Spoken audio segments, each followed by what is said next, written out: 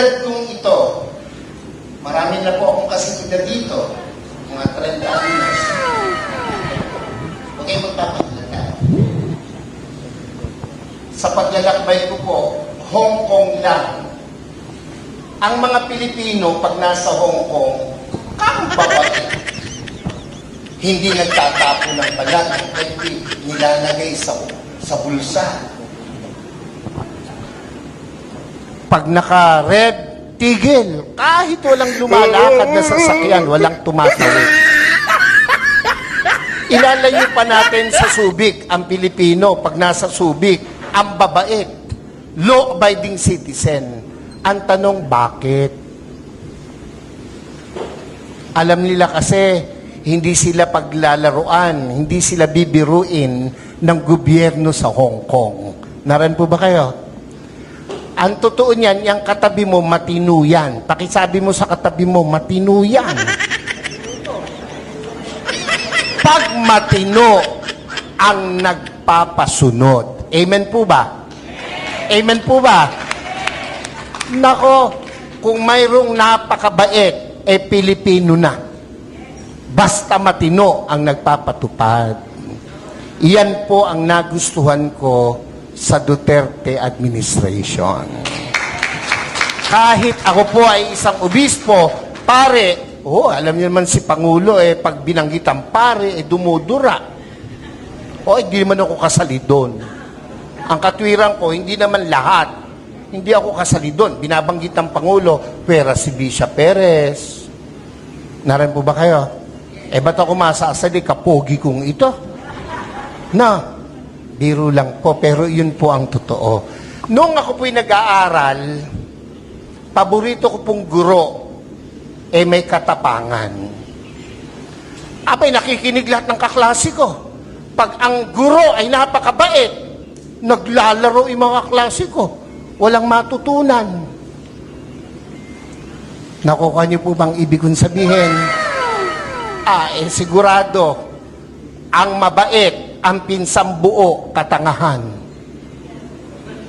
Pakisabi mo nga sa katabi mo, pinsang buo ng mabait, katangahan.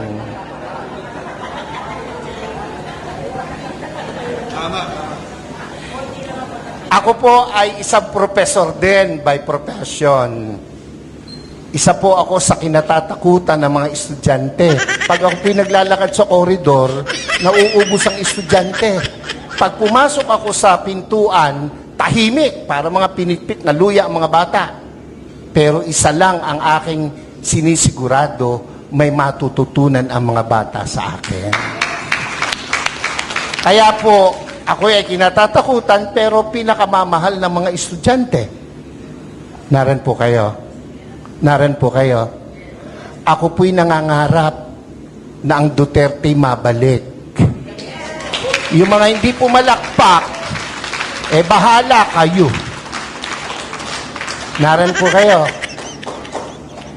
Pansinin nyo, noong panahon niya na nakaupo, mga politiko'y takot na takot na gumawa ng mali. Pati pulis, pati sundalo, takot. Aba, biglang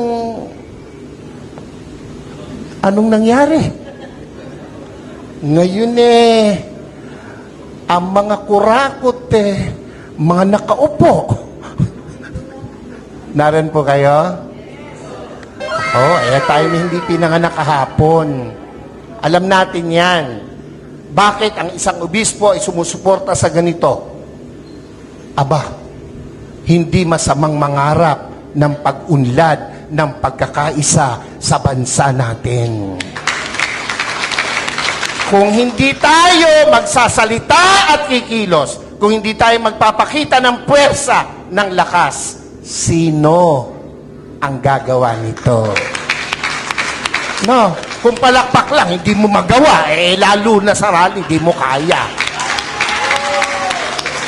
Yung makasigaw ng Amen!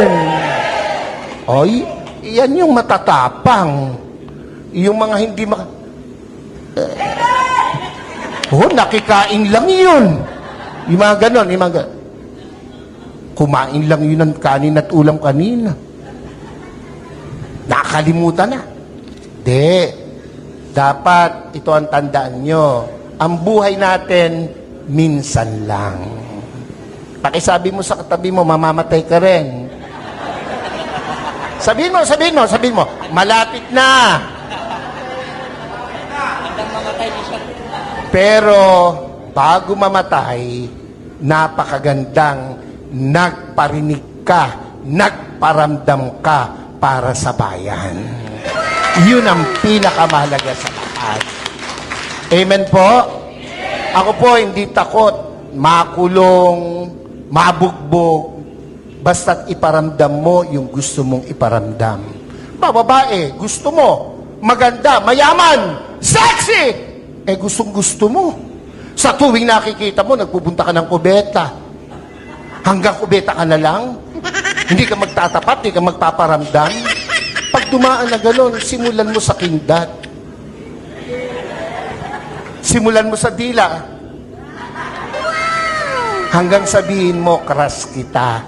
Hindi ka man tanggapin, at least nagparamdam ka.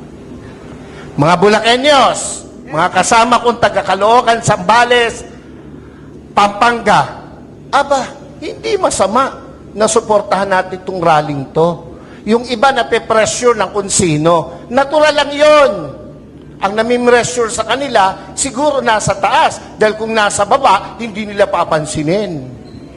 Pero, tayong malaya, huwag tayong pa-pressure kahit kanino. Minsan lang ang buhay natin. Sabi mo sa katabi, mamamatay ka rin. Sabi mo, mamaya lang. Wag.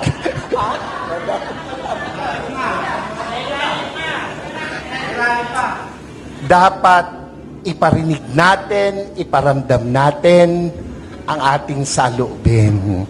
We are not against the government. Never. And never will. Lalo po ako. Nakapula nga ako eh. Naran ba kayo? Pero, kailangan nilang makita, kanilang dapat marinig, ang dapat makita at marinig. Gera? Handa ba ang Pilipinas sa gera? Ha? Kurutan man, talo tayo sa kurutan. Ilan ang bilyon ang Chino, ilan tayo? Panuntukan, talo tayo. Huwag nilang gawing issue yan. At hindi mangyayaring magkagera. Pilipino pa, subukan nila rito, talo sila. Kung ang laban lang ay chismis, panalo ang Pilipino. Ano? Ewan ko ba sa Pilipinas walang chismosa? Wala mamatay na sana, Lord, yung mga nagsisinungaling. Huwag nilang gamitin yon na panakot, divert. Yung binanggit ni kapatid tungkol sa ayuda, wala akong question dun eh. Ang question ko ron ay, nakakarating ba sa tamang tao yung ayuda? Ako hindi pa nakakaranas ng ayuda. Ewan ko itong mga kasama ko sa harapan. Nakatanggap na ba kayo? Ayuda. Kayo ba'y nakatanggap na? Oo, kaya kayo magrarally, hindi pa kayo nakakatikim. Ako pinagbibiro lang, pero yan po'y katotohanan. Kung napupunta sa tama, yan lang panahon ni Pangulong Duterte, kino-question ko na ang, sana ito'y mapalabas.